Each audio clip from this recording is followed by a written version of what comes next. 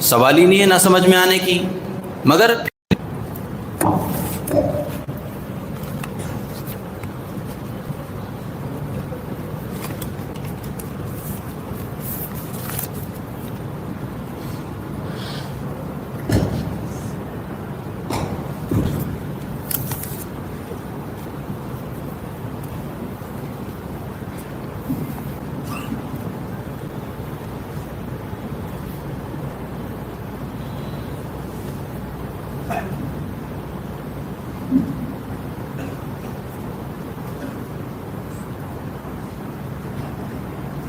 بسم اللہ الرحمن الرحیم وبہ نستعین.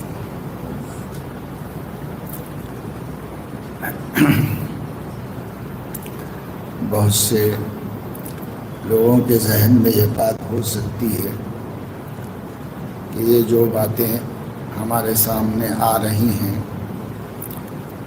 یہ بزرگ بننے کی باتیں، کوئی بہت بڑا آدمی بننے کی باتیں.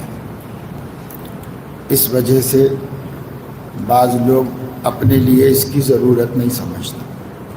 ارے بھائی اب ہم عام مسلمان ہیں، ہمارے کو ان سب باتوں کی کیا ضرورت ہے، یہ بڑے لوگوں کی، بزرگوں کی باتیں ہیں. ایسا ذہن میں آتا ہے، اس لیے ان کو ضرورت نہیں سمجھ میں آتی اس کی. حالانکہ کتاب و سنت کا علم ہوتا، قرآن حدیث کا علم ہوتا تو سمجھ میں آتا کہ یہ ہر مومن کی ضرورت ہے. یہ بہت بڑے ولی بننے کے لیے ضروری نہیں ہے، مسلمان بننے کے لیے ضروری ہے، ایمان کو کامل کرنے کے لیے ضروری ہے. جو اسلام دین ہم نے اختیار کیا وہ آخر کیا ہے؟ عبداللہ عبد الرحمن نام رکھ لینے کا نام اسلام ہے، یا کچھ صفات پیدا کرنے کا نام اسلام ہے؟ کوئی چیز ہے جو ہمارے اندر آنی چاہیے، کوئی طریقہ ہے جو ہمارے اندر آنا چاہیے.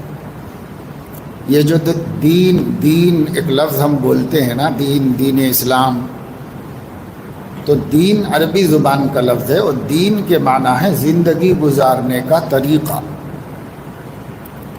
دین کے اتنے معنی ہیں، زندگی گزارنے کا طریقہ، اس کو دین کہتے ہیں. چونکہ ہر قوم کا الگ الگ ماننا اور سوچنا ہے، اس لیے پھر اس کے ساتھ اسلام لگے گا اور یہ کہا جائے گا کہ صاحب سکھوں کا دین یہ ہے، بدھسٹوں کا دین یہ ہے، ان کا دین یہ ہے، ان کا دین یہ ہے، ایسے کہا جائے گا. اور جب ہمارے دین کا نام آتا ہے تو اسلام کے ساتھ آتا ہے. ان الدین عند اللہ الاسلام، دین اللہ کے نزدیک بس اسلام ہے. پھر اسلام کس کو کہتے ہیں؟ اسلام بھی عربی زبان کا لفظ ہے. اسلام کے معنی ہیں اپنے کو کسی کے سپرد کر دینا، کسی کے حوالے ہو جانا. کس کے حوالے ہونا؟ اللہ تبارک و تعالی شانہ کے حوالے ہو جانا، اور یہ کہہ دینا، اپنے دل میں مان لینا کہ میں نے ان کو رب مانا ہے، خدا مانا ہے، اپنا معبود مانا ہے، اپنا الہ واحد مانا ہے. اب وہ جو کہیں گے وہ میں کروں گا. اب میرا کچھ نہیں ہے، میں بک گیا اللہ کے نام.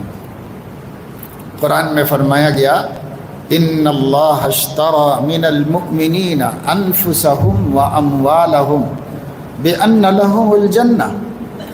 یقیناً اللہ تعالی نے خرید لیا ہے مومنین سے ان کے جان بھی ان کا مال بھی.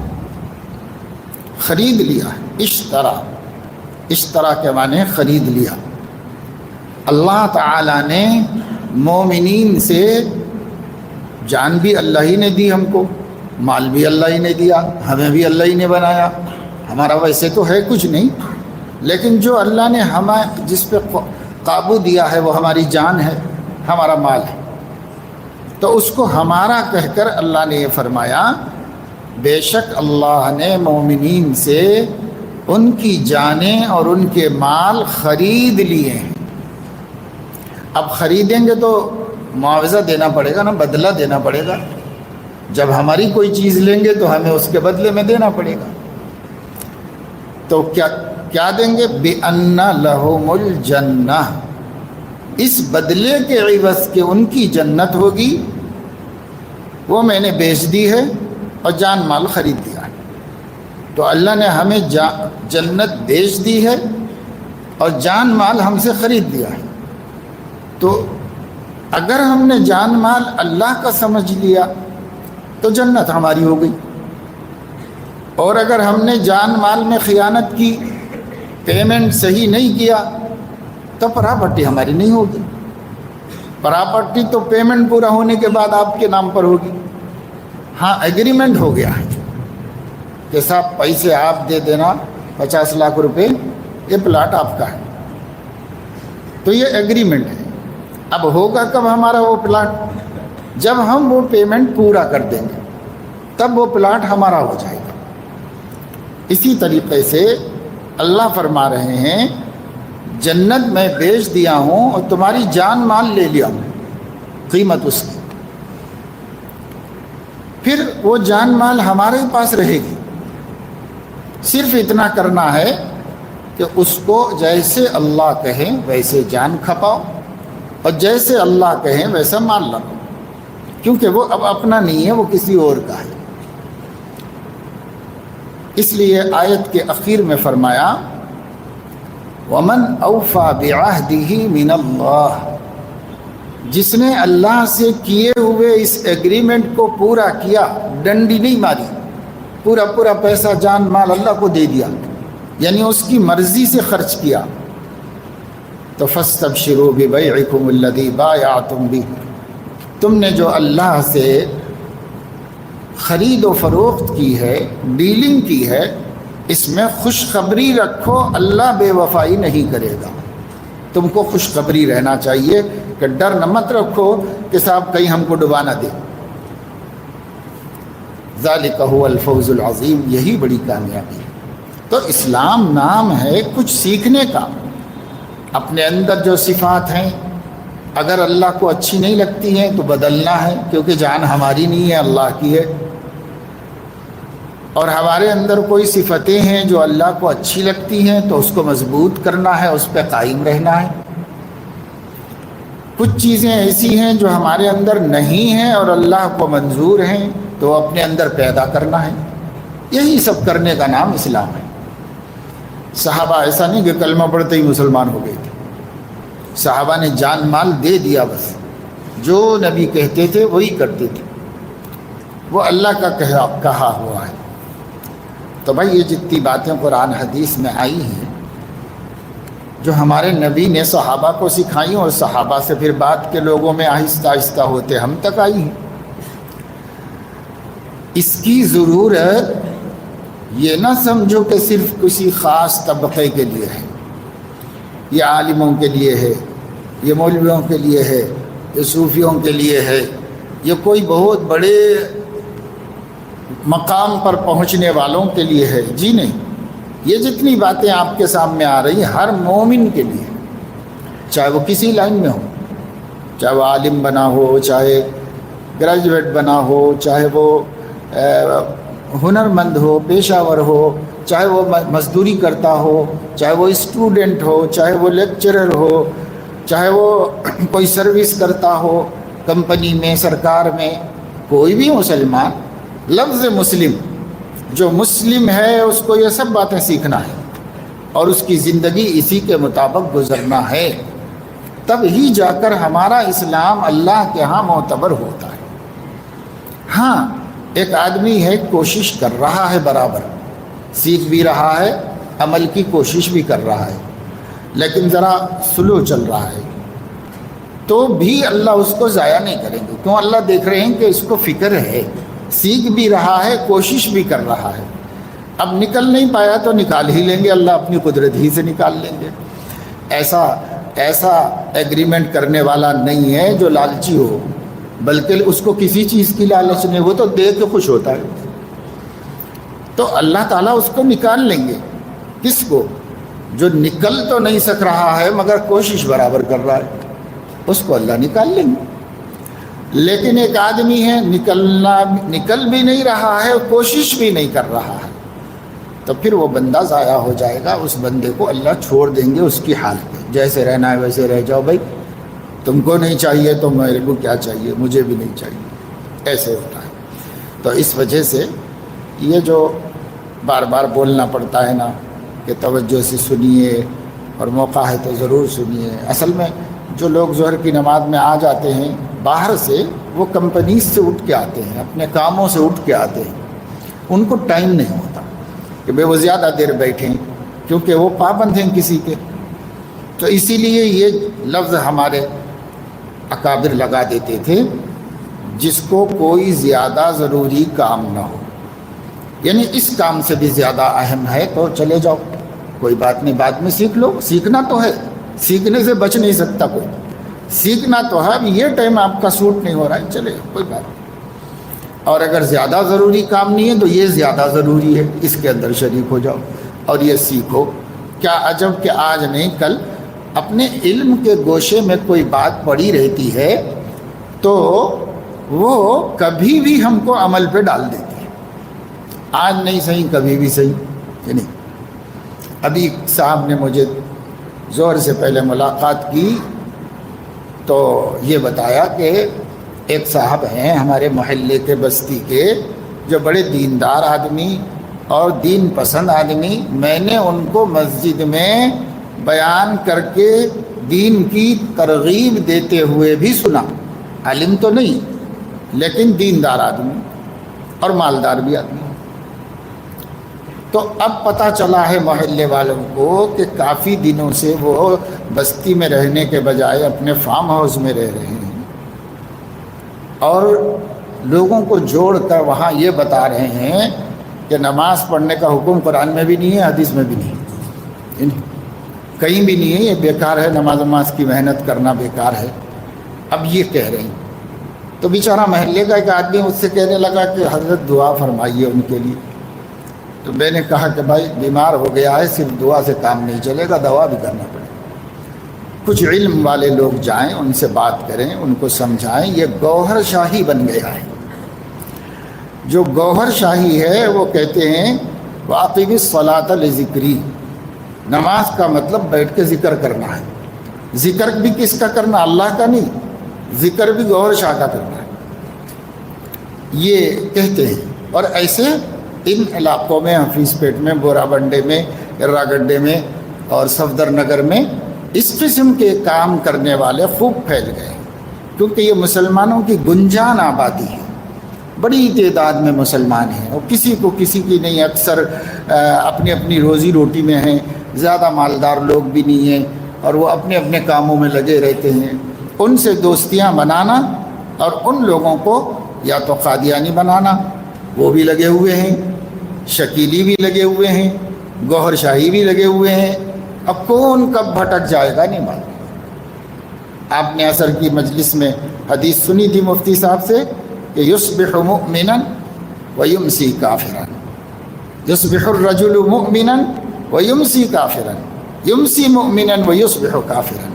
تب صحابہ تعجب کرتے ہوں گے کیا کہہ رہے ہیں نبی، آدمی صبح نیند سے مسلمان اٹھا، سونے تک کافر بن گیا، سوتے وقت مسلمان تھا تو اٹھا تو کافر ہو گیا۔ تو صحابہ کو کیا سمجھ میں، ایسا کیسے ہو سکتا ہے؟ بھائی ایسا کیسے ہو سکتا ہے، جنہوں نے جان دے کے بھی ایمان نہیں چھوڑا۔ مگر آج دیکھ لو خبریں ایسی آ رہی رشتہ داروں میں، دوستوں میں۔ ابھی اچھا تھا جیسے ابھی یہ صاحب بتا رہے ہیں کہ سب دوسروں کو نماز کی دعوت دیتے تھے، اب خود نماز کا انکار کر رہے ہیں۔ تو کیا کیا بن جا رہے ہیں اس زمانے میں لوگ۔ اللہ سے ڈرو بھائی، علماء سے قریب رہو، دین سیکھتے رہو۔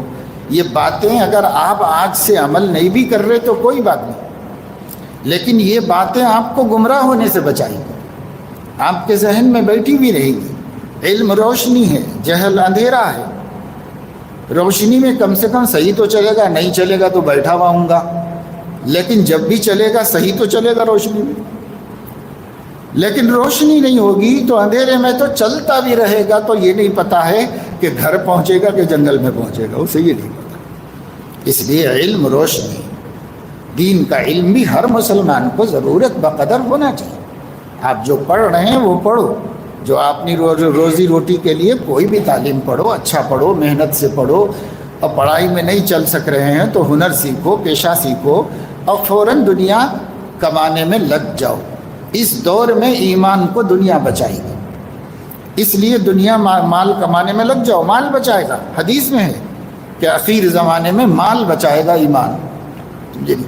اس لیے کوئی بیکار مت رہو، پڑھ رہے ہیں تو اچھا پڑھو، شاندار تعلیم حاصل کرو، نوکری کر رہے ہیں تو بڑھیا کرو، عمدہ کرو، اور پڑھائی میں جی نہیں لگتا یا اپنا ذہن نہیں چلتا بعض لوگوں کا، چھوڑ دو، پیشہ سیکھو، ہنر سیکھو، موٹر سائیکل میکانک بنو، کار میکانک بنو، الیکٹریشین بنو، اے سی ٹیکنیشین بنو، یہ بنو، یہ ہنر، یہ ہنر، یہ ہنر۔ کم سے کم 100 ہنر سماج میں ایسے ہیں کہ ان کی ہر وقت لوگوں کو ضرورت ہے، اور جس کو وہ کام آتا ہے خوشامد کر کے لوگ اس کو لے جا رہے ہیں۔ مگر مسلمان ہے ہمیشہ وہ کون کرتا، یہ کون کرتا، یہی بولتا رہتا ہے، کرتا کچھ نہیں، دوسرے کر رہے ہیں، کما رہے ہیں، پیسہ بنا رہے ہیں، صرف آپ نہیں کر رہے۔ ایسا ہونا چاہیے۔ ہماری نظر میں ایسے نوجوان ہیں، کبھی کبھی ہم بلا کے کام لیتے ہیں، الیکٹریشین ہیں، 2 دوست ہیں، ایک ہی محلے کے ہیں، نماز کے اتنے پابند ہیں کہ اگر اذان کا وقت ہوگا اس سے پہلے ہی اتر جاتے ہیں، اور ان کے بیگ میں دوسرا جوڑا رہتا ہے، کام کرنے کا جوڑا الگ، نماز پڑھنے کا جوڑا الگ، فوراً اپنا جوڑا بدلا، ساتھی کو گاڑی پہ بٹھائے، چاہے کتنی دور ہو مسجد جا کر جماعت سے نماز پڑھ کے آتی ہے۔ اور ان لوگوں سے میں کبھی پوچھتا ہوں کہاں چل رہا ہے یہاں کام، تو بولتے ہیں فلاں بلڈر کے پاس، فلاں مارواڑی کے پاس، فلاں کے پاس۔ تو کیا ہے؟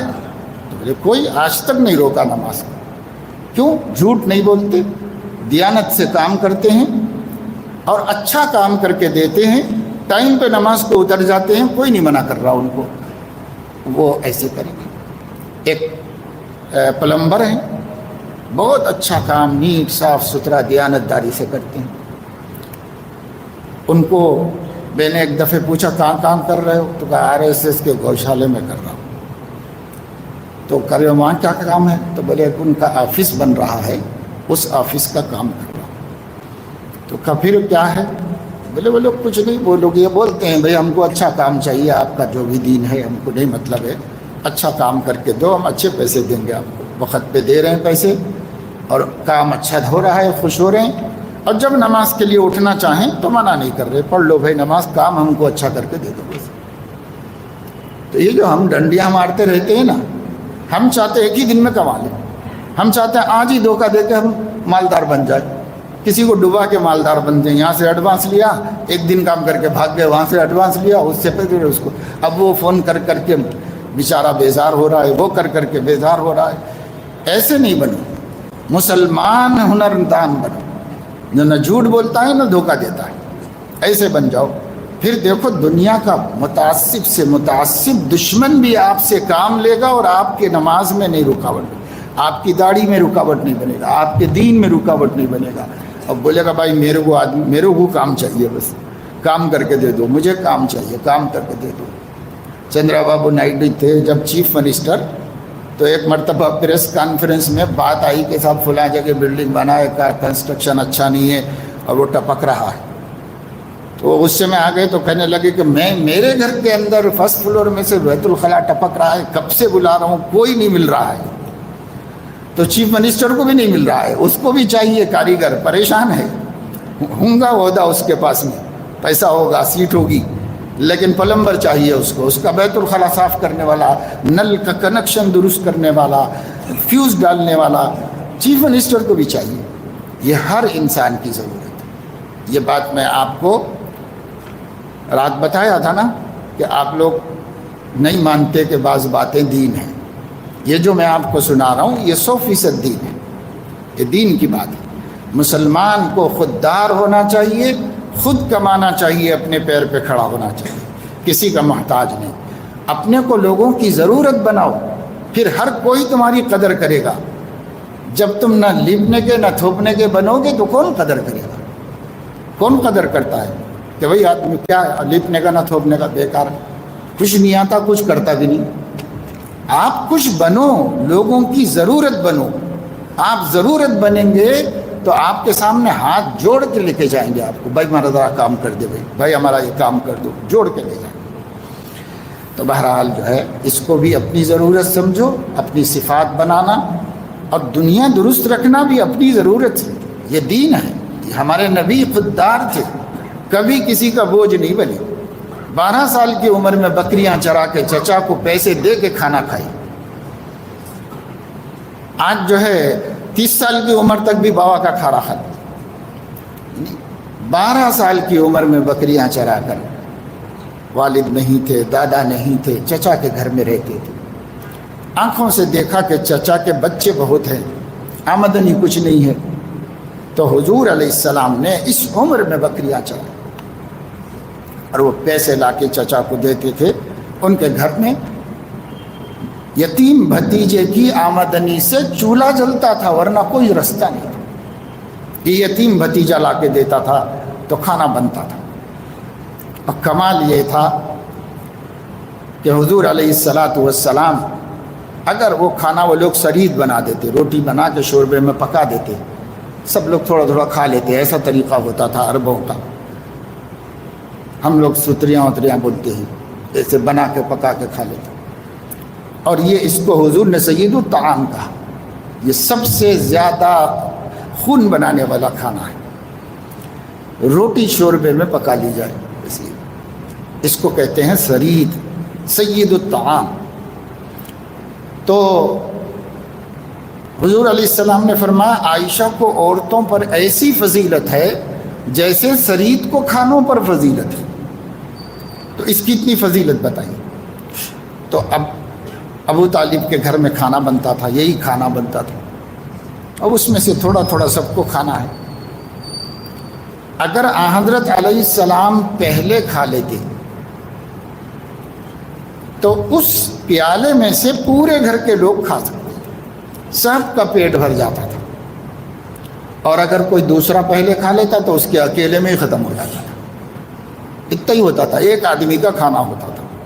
کوئی پہلے کھاتا تو وہ پورا پیٹ بھر کھا لیتا تو ختم ہو جاتا.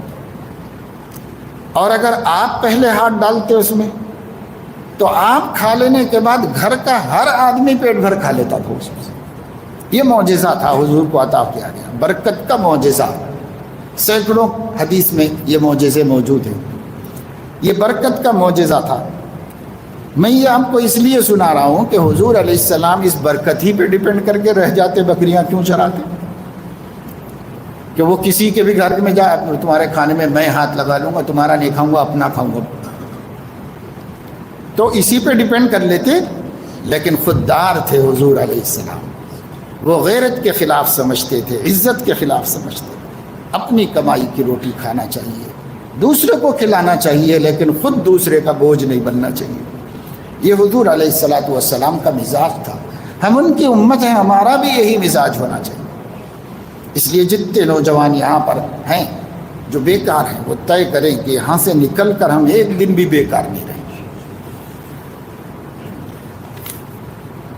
جو چیزیں ہمارے باطن میں ظلمت پیدا کرتی ہیں ان میں سے میں کل تک 5 بتا دیا آپ کو. پیٹ کی بیجا خواہشات، شرمگاہ کی بیجا خواہشات، زبان کا فضول استعمال، اور غصہ اور حسد اور بغض. یہ صفت ہے. اگر ہم اپنے آپ کا جائزہ لیں گے تو ہم کو پتہ چلے گا شاید ہی کوئی ان برائیوں سے بچا ہوا. سب میں یہ چیزیں پائی جاتی ہیں. جب اس کا ٹائم آتا ہے، جب ظاہر ہوتی ہیں اور خوب نقصان پہنچاتی. اب آدمی یہ سمجھتا میں بہت پارسا ہوں، میں سب سے میرے کچھ ضرورت ہی نہیں سمجھتا ہے. لیکن جب غور کرے گا تو پتہ چلے گا کہ کیسی کیسی بیماریوں میں مبتلا ہے آدمی. یہ اب 6 نمبر ہے الشح والبخل. بخل، کنجوسی، دونوں ایک ہی معنی میں بھی ہیں، لیکن علماء نے، اہل لغت نے دونوں میں تھوڑا فرق بھی بتایا. وہ یہ ہے کہ بخل کہتے ہیں اپنے مال کو ضرورت میں بھی نہ خرچ کرنا، اس کو بخل کہتے ہیں. شح کہتے ہیں کوئی دوسرا خرچ کر رہا ہے تو بھی تکلیف ہونا، یعنی بخل سے بھی حد سے نکل گیا سمجھو، کوئی دوسرا دے رہا تو کیوں دے رہا ہوں گا بھائی پیسہ، یہ نہیں دیتا تو اچھا تھا، کیوں خرچہ کر رہا ہے یہ، تو خود تو کرتا نہیں، دوسرے کا کرنا بھی اس کو برداشت نہیں ہوتا، اس کو شحیح کہتے ہیں۔ اور بخیل کہتے ہیں اس کو جو خود نہیں خرچ کرتا ضرورت کی جگہ پہ۔ بے ضرورت تو نہیں کرنا چاہیے، وہ اچھی بات ہے، لیکن ضرورت پر نہیں خرچ کرنا یہ بخل ہے۔ تو بخل بہت بری بیماری ہے، اس سے دل میں اندھیرا پیدا ہوتا ہے، اس لیے اس بیماری سے اپنے کو بچانا چاہیے۔ حضرت علیہ الصلاۃ والسلام نے جن باتوں سے اللہ کی پناہ مانگی ہے اپنی دعاؤں میں، ان میں بخل سے بھی پناہ مانگی۔ اللہ پاک مجھے بخل سے محفوظ رکھیے۔ اور ایک حدیث میں آپ کا ارشاد ہے، لا يدخل الجنۃ من کان فی قلبہ مثقال حبۃ من خردل من شح، جس کے دل میں رائی کے دانے کے برابر بھی بخل ہوگا وہ جنت میں داخل نہیں ہو سکتا۔ اتنی سخت بات حضور نے فرما دی۔ بخل اچھی چیز نہیں، فضول خرچی بھی خراب بات ہے، وہ بھی نہیں کرنا چاہیے، اپنے مال کی حفاظت کرنا چاہیے، لیکن جہاں ضرورت ہے وہاں پر پیچھے ہاتھ تنگ کر رہا ہے، خامخواہ کھینچ رہا ہے، خامخواہ کنجوسی کی وجہ سے، تو ایسا نہیں ہونا چاہیے۔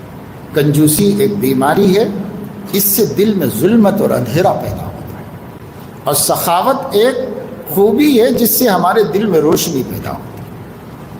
حضرت علیہ السلام بہت سخی تھی، تو ہمیں یہ چھٹا نمبر ہے شح اور بخل۔ ایسا بخل شح کیسا ہوتا ہے؟ ایک آدمی تھا، وہ ٹرین میں بیٹھ کے کہیں جا رہا تھا، کہیں اور کا تھا، حیدرآباد میں کام کرتا تھا، فرض کرو ایسا بول رہا ہوں، حیدرآباد کا قصہ نہیں سنا رہا ہوں، ایسا فرض کرو ایک آدمی کہیں اور سے ناگپور سے آ کے حیدرآباد میں کام کر رہا تھا، اس کی طبیعت خراب ہو گئی، ڈاکٹر کے پاس گیا، ڈاکٹر نے کہا کہ وہ سخت قسم کا کینسر ہے، بچنا مشکل ہے آپ، اس لیے اپنے وطن چلے جاؤ، گھر چلے جاؤ۔ تو ٹھیک ہے بھائی، ڈاکٹر بول رہا ہے چلے جانا۔ گھر جانے کے لیے نکلا، ٹرین میں بیٹھا، اور وہ ہر اسٹیشن پر جو بازو آدمی بیٹھا ہوتا تھا اس سے کہتا تھا کہ بھائی ذرا میرا بیگ دیکھنا، میں ٹکٹ لے کے آتا ہوں، تو جا کے ٹکٹ لے کے آتا تھا۔ پھر اگلا اسٹیشن آیا تو ذرا میرا بیگ دیکھتے رہو، میں ٹکٹ لے کے آتا ہوں، پھر ٹکٹ لے کے آتا تھا۔ 2-4 مرتبہ دیکھنے کے بعد یہ بولا آپ کو جانا کہاں ہے؟ تو ناگپور تک کا ہی ٹکٹ کیوں نہیں لیتے آپ، یہ ہر اسٹیشن پہ کیوں لیتے؟ تو بولا ڈاکٹر صاحب بولے آپ کے بچنے کا بھروسہ نہیں ہے، اگر بیچ میں مر گیا تو پیسے خراب ہو جائیں گے۔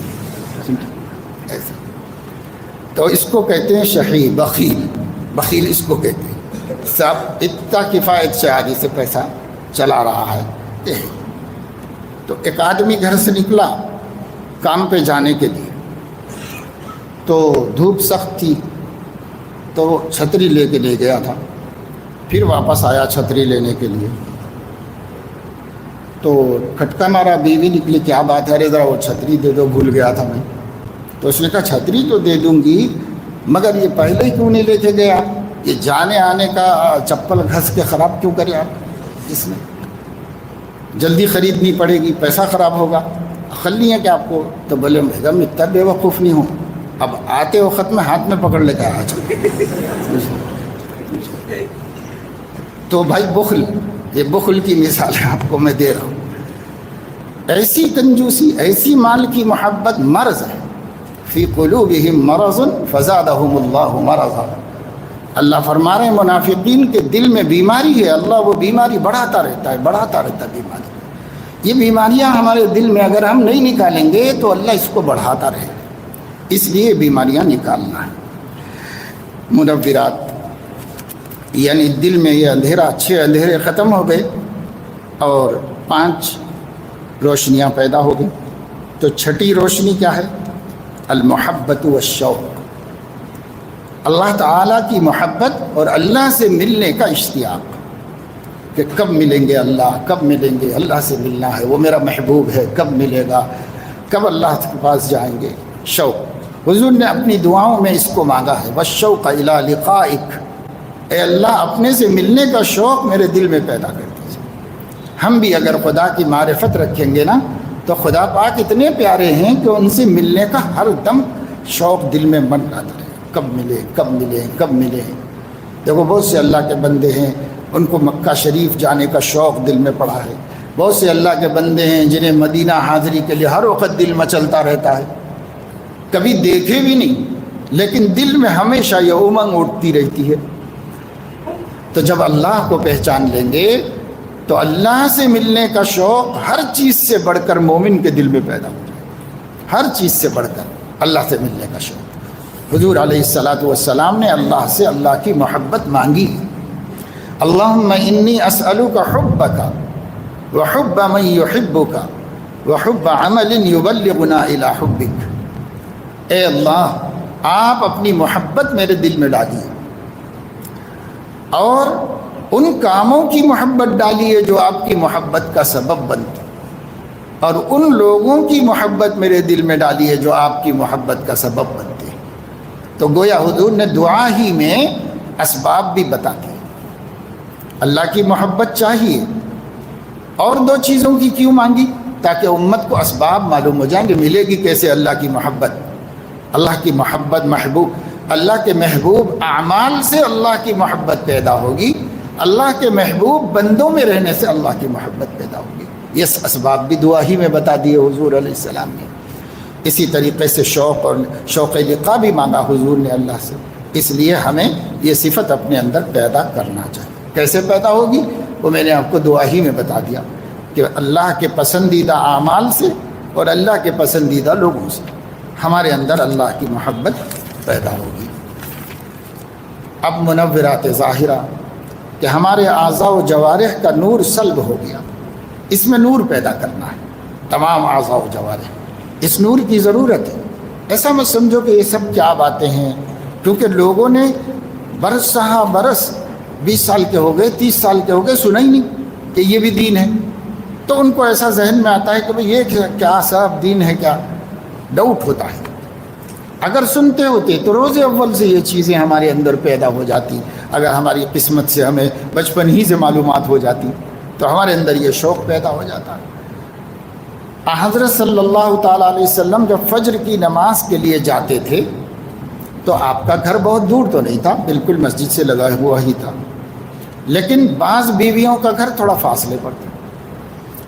تو جب آپ وہاں سے مسجد کے فجر پڑھانے آتے تو جو راستہ تھوڑا بہت جتنا بھی ہوتا تو اس میں ایک دعا پڑھتے ہوئے آتے تھے، اللہم اجعل فی قلبی نورا وفی سمعی نورا وفی بصری نورا وفی عینی نورا وفی لسانی نورا وفی جلدی نورا وجعلنی نورا۔ یہ دعا کرتے ہوئے حضور تشریف لاتے تھے۔ کیا؟ اللہ پاک میرے دل میں نور پیدا کر دیجیے، میری آنکھوں میں نور پیدا کر دیجیے، میری بصارت میں نور پیدا کر دیجیے، میرے کانوں میں نور پیدا کر دیجیے، میری زبان میں نور پیدا کر دیجیے، میرے ہاتھ پیر میں نور پیدا کر دیجیے، میرے چہرے بشرے میں بھی نور پیدا کر دیجیے، اور مجھے ہی نور بنا دیجیے، وجعلنی نورا، مجھے ہی نور بنا دیجیے۔ تو کوئی چیز ہوگی نا جس کو حضور مانگ رہے ہیں اللہ سے اور ہم لوگوں کو ضرورت نہیں اس کی۔ یہ نور، یہ روشنی کیا چیز ہے؟ یہ وہ ایمان کی روشنی ہے، پورا ڈوب جائیں ہم ایمان کی روشنی میں، یہ حضور اللہ سے مانگ رہے ہیں ہمارے نبی۔ ہم محتاج ہیں، وہ محتاج ہیں، ان کو تو اللہ نے کامل بنایا تھا، محبوب بنایا، لیکن وہ اپنے ہر عمل سے ہم کو سبق دیتی تھی۔ اس دعا سے بھی انہوں نے ہمیں سبق دیا ہے کہ نور بن جاؤ تم، یعنی تمہاری زندگی روشنی بن جائے، تمہیں دیکھ کے لوگوں کو زندگی کا راستہ ملے، تم ایسے بن جاؤ۔ پھرتا ہوں دل میں یار کو مہما کیے ہوئے، روئے زمیں کو کوچے جانا کیے ہوئے۔ اللہ کو اپنا محبوب بنا کے دل میں لے کے دنیا بھر میں پھرتا ہوں۔ نوراً یمشی بہی فی الناس، صحابہ کے بارے میں قرآن نے کہا نوراً یمشی بہی فی الناس، وہ ایک روشنی تھے، لوگوں میں پھرتے تھے، دیکھ کے لوگ ایمان لاتے تھے، ان کی چال ڈھال کو دیکھ کر، ان کی گفتگو کو دیکھ کر، ان کے کاروبار کو دیکھ کر، ان کے انسانیت کو دیکھ کر لوگ ایمان لاتے تھے، ایک روشنی تھی جو لوگوں میں گھومتی پھرتی تھی۔ نبی فرما رہے ہیں تم بھی ایک روشنی بن جاؤ کہ تمہیں دیکھ کے ہی لوگوں کو اسلام اچھا لگنے لگے، ایسی روشنی بن جاؤ۔ تو یہ ظاہر کو بھی روشن کرنا ہے۔ 5 باتیں ہو چکی، اور اس پر تو الحمدللہ اس میں سے اکثر پر تو ہمارا عمل بھی چل رہا ہے۔ اور اب 6ٹھی بات ہے کثرت الذکر، اللہ کو کثرت سے یاد کرنا۔ جتنے عمل دین اسلام میں دیے گئے ہیں وہ لمیٹڈ ہے، ذکر ایک ایسا عمل ہے جو ان لمٹ ہے۔ نماز 5 وقت کی، روزہ 30 دن کا، زکوٰۃ اتنا مال ہو جائے تو اتنی، حج اتنا پیسہ جمع ہو جائے کہ وہاں تک پہنچ سکتے ہوں تو فرض ہوگا، فلاں کام اتنا کرو، فلاں کام اتنا کرو۔ عصر کے بعد نفل نہیں پڑھ سکتے، فجر کے بعد نفل نہیں پڑھ سکتے، عید کے دن روزہ نہیں رکھ سکتے۔ تو دیکھو سب لمیٹڈ ہے، اللہ کا نظام اعمال عبادات لمیٹڈ ہے۔ لیکن ذکر کے بارے میں کیا فرمایا؟ یا ایھا الذین آمنوا اذکروا اللہ ذکرا کثیرا وسبحوہ بکرۃ واصیلا۔ اے ایمان والو، اللہ کا ذکر کثرت سے کرو، صبح و شام کرو۔ صبح و شام کا مطلب صبح میں تھوڑی دیر، شام میں تھوڑی دیر نہیں۔ صبح و شام جیسے ہم اردو میں بولتے ہیں نا دن رات، یہ لخلخا ہے کیا تیرے کو؟ دن رات کا کیا مطلب؟ 24 گھنٹے۔ وسبحوہ بکرۃ واصیلا، اذکروا اسم اللہ۔ اے نبی، سبح اسم ربک الاعلی، اپنے اعلیٰ رب کی تسبیح بیان کیجیے۔ فسبح بحمد ربک واستغفر، اپنے پروردگار کی حمد اور اپنے پروردگار کی تسبیح بیان کیجیے، یعنی سبحان اللہ، الحمدللہ کہیے، واستغفر، اور استغفر اللہ کہیے۔ یہ نبی کو حکم دیا گیا آخری زندگی میں۔ حضور علیہ السلام ہر نماز میں، ہر بیٹھک میں، ہر محفل میں استغفار کرتے تھے۔ حدیث میں آتا ہے کہ ایک صحابی نے سوچا کہ رسول اللہ صلی اللہ علیہ وسلم ہر تھوڑی دیر کے بعد کہتے تھے سبحانک اللہم وبحمدک استغفر واتوب الیک، تھوڑی دیر سے کہتے تھے۔ تو انہوں نے سوچا کہ گنیں گے، تو کہتے ایک مجلس میں 100 مرتبہ تو گن لیا میں، ہر تھوڑی دیر، ہر کچھ بات کے بعد پھر پڑھتے، پھر استغفار۔ بلکہ صحیح حدیث میں ہے کہ آپ نے خود فرمایا انی لاستغفر اللہ کل یوم 70 مرۃ، میں ہر دن اللہ سے 70 مرتبہ توبہ کرتا ہوں، گناہ ایک بھی نہیں کرتی، توبہ 70 مرتبہ کرتے ہیں، یا صبح سے شام تک گناہوں میں ڈوبے ہوئے ہیں، توبہ ایک مرتبہ بھی توفیق نہیں ہوتی۔ یہ ہمارا کیا حال ہے؟ اس لیے اللہ کا ذکر کثرت سے کرو۔ ذکر میں تسبیح بھی ہے، تحمید بھی ہے، کلمہ بھی ہے، اور استغفار بھی ہے، سب سے ذکر ہوتا ہے۔ ہر وہ بات، ہر وہ کلمہ جس سے اللہ کا، جس میں تذکرہ ہو، اللہ کا نام آ جائے، وہ ذکر اللہ ہے۔ تو اللہ کا ذکر کثرت سے کرنے کا حکم ہے۔ تو کثرت الذکر یہ جو ہے ظاہری نور پیدا ہونے کا سبب ہے۔ قرآن مجید کی تلاوت کل بیان ہو گئے 5ویں نمبر پر۔ قرآن مجید کی تلاوت نور لک فی الارض وذخر لک فی السماء، قرآن پڑھنا زمین میں تمہارا نور ہے، آسمان میں تمہارا ذخیرہ ہے، تمہارا بیلنس ہے آسمان میں، اور یہاں نور ہے تمہارے لیے دنیا میں۔ تو قرآن کی تلاوت اعلیٰ درجے کا ذکر ہے۔ اس کے علاوہ بھی ذکر کریں۔ ذکر کے لیے جیسے آپ لوگوں سے صبح میں کہا جاتا تھوڑی دیر کر لو بھائی ذکر، اپنے طور پہ کر لو، مگر کرو ضرور، کیونکہ آج کا اعمال نامہ ذکر اللہ سے خالی نہ ہو، اور ہمارا دن ہی شروع ہو جائے ذکر اللہ سے۔ حضور علیہ السلام نے فرمایا کہ صبح کی نماز کے بعد رات کے فرشتے چلے جاتے ہیں، اور شام کی نماز، عصر کی نماز کے بعد دن کے فرشتے چلے جاتے ہیں، رات کے آ جاتے ہیں۔ تو یہ ڈیوٹی چینج ہونے کا ٹائم ہوتا ہے۔ میں اس وقت ذکر اللہ میں مشغول رہنا پسند اس لیے کرتا ہوں کہ میرے اعمال نامہ جب پیش ہو تو اس کا شروع ذکر اللہ سے ہو، اس کا ختم ذکر اللہ سے ہو۔ اگر ہم یہ 2 ٹائم ذکر اللہ کر رہے ہوں گے تو جانے والا آخری عمل ذکر لکھ کے لے جائے گا، پھر نیا جو آیا ہے وہ پہلا عمل ذکر کا لکھے گا۔ ہر دن 12 گھنٹے پر یہ چینج ہوتی رہتی ہے ڈیوٹی۔ ہم لوگوں کو تو یاد نہیں رہتا، یاد رہنا چاہیے کہ بھئی یہ ڈیوٹی چینج ہونے کا وقت ہے۔ نبی کو یاد تھا تو نبی نے کہا ایسے عمل میں رہو کہ ہمارا ہر دن کا عمل نامہ اور ہر رات کا شروع بھی ذکر اللہ سے ہو، ختم بھی ذکر اللہ سے ہو۔ تو اللہ دیکھ کے کہے کہ بھائی بندے نے صبح بھی ذکر کر رہا تھا، شام میں بھی ذکر کر رہا تھا، اب درمیان کا چھوڑو اس کو۔ تو اگر اللہ نظر انداز کر دیں گے کام بن جائے گا۔ اس لیے ذکر اللہ سے دن شروع کرو، ذکر اللہ پہ ختم کرو، ذکر اللہ سے رات شروع کرو، ذکر اللہ پہ ختم کرو۔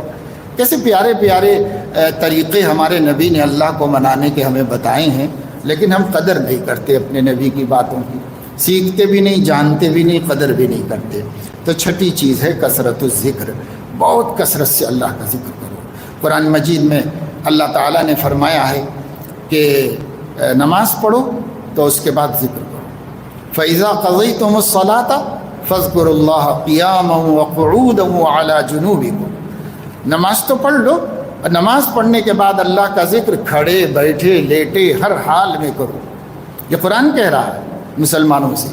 پھر اسی طریقے سے جمعے کی نماز کے بارے میں فرمایا فَإِذَا قَضَيْتُمُ الصَّلَاةَ فَانْتَشِرُوا فِي الْأَرْضِ وَابْتَغُوا مِنْ فَضْلِ اللَّهِ وَاذْكُرُوا اللَّهَ كَثِيرًا۔ جب جمعہ سے فارغ ہو جاؤ تو نماز کے بعد پھر روزی تلاش کرنے کے لیے نکل جاؤ اور اللہ کا ذکر کثرت سے کرو۔ تو عام نمازوں کے بعد بھی ذکر کو یاد دلایا، جمعے کے بعد بھی ذکر کو یاد دلایا۔ حج میں بھی فرمایا کہ عرفات میں اللہ کا ذکر کرو کثرت سے۔ فاذکروا اللہ عند المشعر الحرام، مشعر حرام مزدلفہ کی پہاڑی کا نام ہے۔ جب تم یہاں آ جاؤ مزدلفہ میں تو اللہ کا ذکر کرو۔ فاذکروا اللہ عند المشعر الحرام، مشعر حرام کے پاس اللہ کا ذکر کرو۔ اور پھر جب حج سے فارغ ہو گئے، عرفات سے فارغ ہو گئے تو بڑا کام ہو جاتا ہے۔ تو اللہ نے فرمایا فَإِذَا قَضَيْتُم مَنَاسِكَكُمْ فَاذْكُرُوا اللَّهَ كَذِكْرِكُمْ آبَاءَكُمْ أَوْ أَشَدَّ ذِكْرًا۔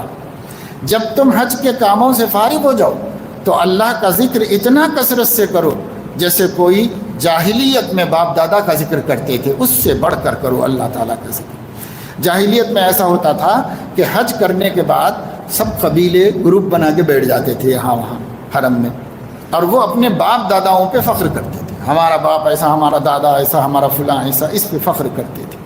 یہ جاہلیت میں ایک طریقہ تھا۔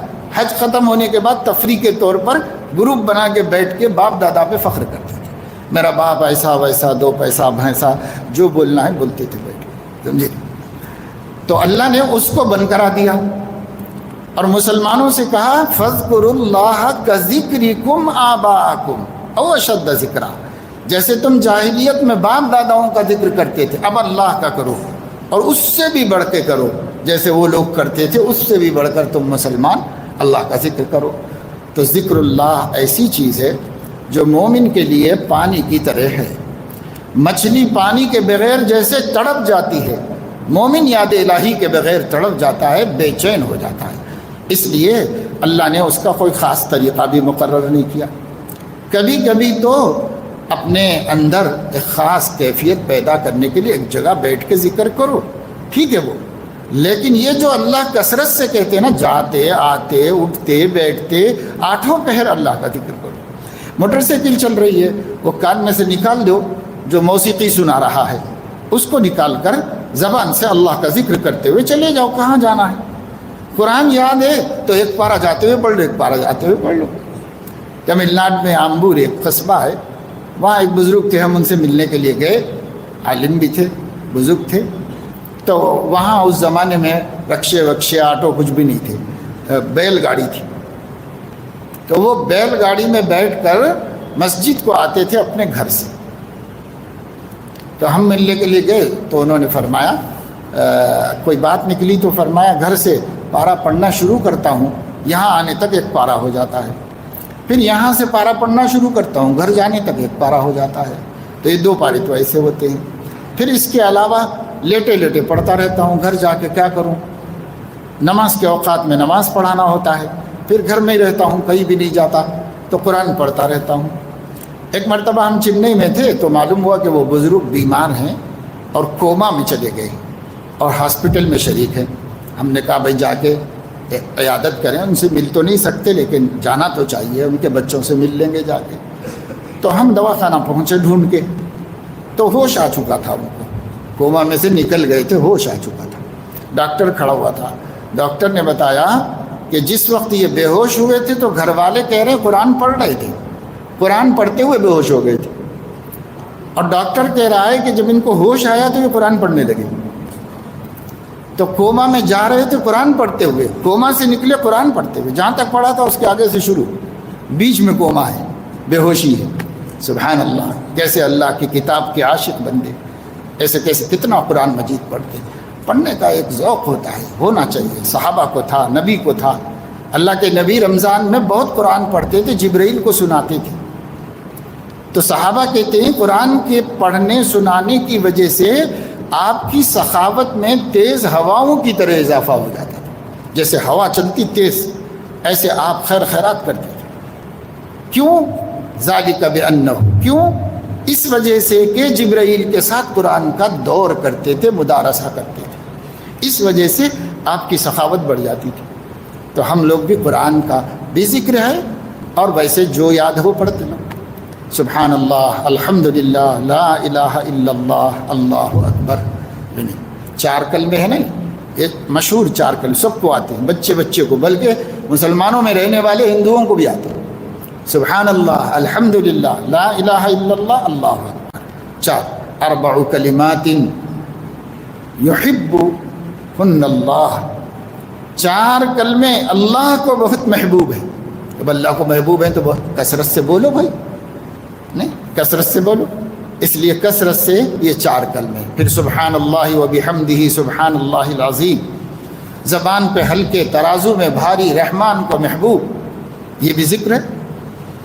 آپ کوئی آدمی آپ سے بھلائی کرے تو جزاک اللہ کہیں, یہ بھی ذکر ہے. آپ ماشاء اللہ کہیں, یہ بھی ذکر ہے. آپ انشاء اللہ کہیں, یہ بھی ذکر ہے.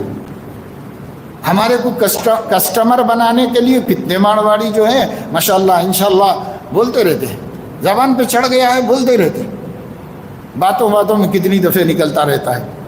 اور اتنا ہم نہیں بولتے جن کو کسٹمر بنانے کے لیے وہ بول رہے ہیں. ذرا سوچو کہ کتنی غفلت ہمارے اندر آ گئی, دل سخت ہو گئے, سیاہ ہو گئے ہمارے. یہی سب منورات سے دلوں کی سیاہی ختم ہوگی, زنگ نکلے گا, اور پھر ہمارے دل نرم پڑیں گے, تب ہمیں سمجھ میں آئے گی ہر اچھی بات. تو کثرت الذکر, یہ 6واں سبق ہے منورات ظاہرہ کا. بس یہ باتیں ہم نے آپ کو بتائیں.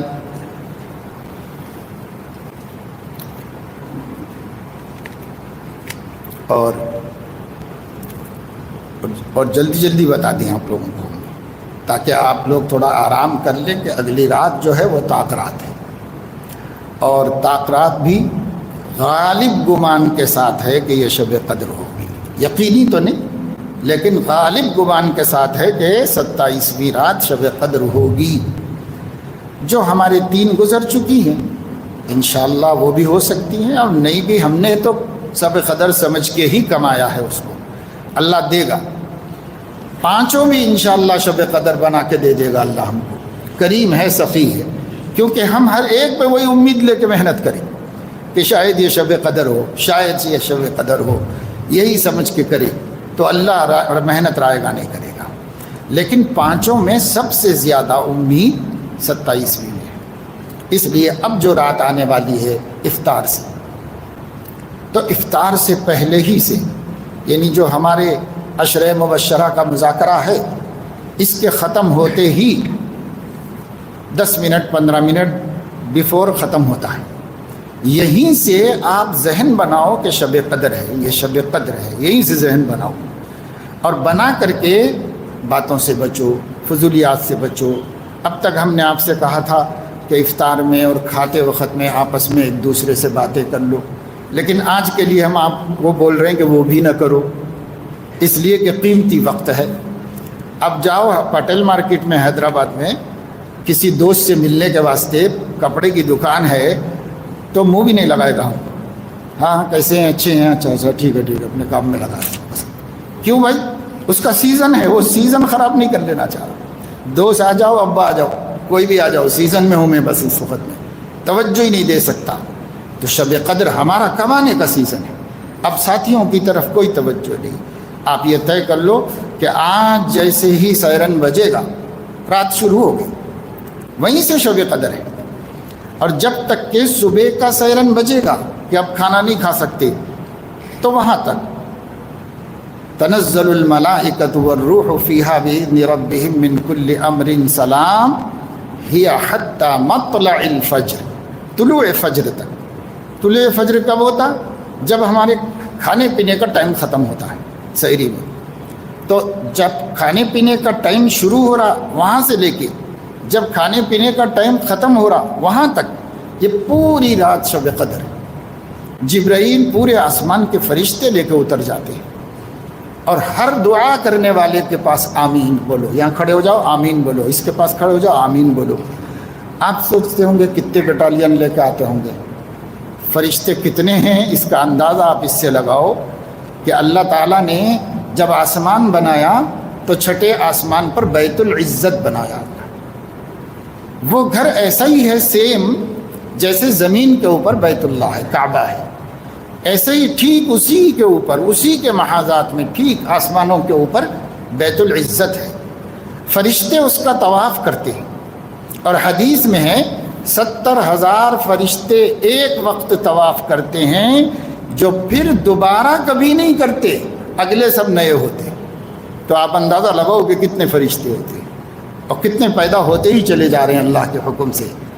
ہم کتنے ہیں اتنے فرشتے، دو تو ساتھی ہیں 24 گھنٹے، اور جن کی ڈیوٹی بدلتی رہتی ہے، اور کچھ حفظہ ہیں جو مقدر کی مصیبت کے علاوہ ساری مصیبتوں کو ٹالتے رہتے ہیں، ہمیں بچاتے رہتے ہیں۔ ہم لوگ کبھی کبھی بولتے نا گیا تھا کام سے بال بچ گیا، بال آپ نہیں بچ گئے، وہ حفظہ بچاتے ہیں، کیونکہ تقدیر میں نہیں تھا، بچا لیا وہ۔ اگر تقدیر میں ہے تو وہ بھی نہیں بچا پاتے، وہ اللہ کی تقدیر یقیناً پوری ہوتی ہے اور ہو نہیں ہے وہ، اور ہمیں بھی اس سے راضی رہنا ہی، کیونکہ ایمان ہی اللہ کی تقدیر سے راضی ہونے کا نام ہے۔ لیکن باقی سب بچا دیتے ہیں، حفظہ بچا دیتے ہیں ہم کو، فرشتے پھر رہے ہیں ہر طرف لوگوں کو مصیبتوں سے بچانے کے واسطے۔ تو آج کی رات کی بڑی قدر کیجئے، اب آرام کر لیجئے، اور اس کے بعد آپ جو ہے مغرب ہی سے ہر قسم کی کبھی دعا کرو، کبھی اللہ کی طرف گر گڑاؤ، کبھی خدا کے سامنے رو، کبھی نفل پڑھو، کبھی قرآن پڑھو، جو بھی عمل نیک ہے وہ کر کے اس کو کمائی کریں۔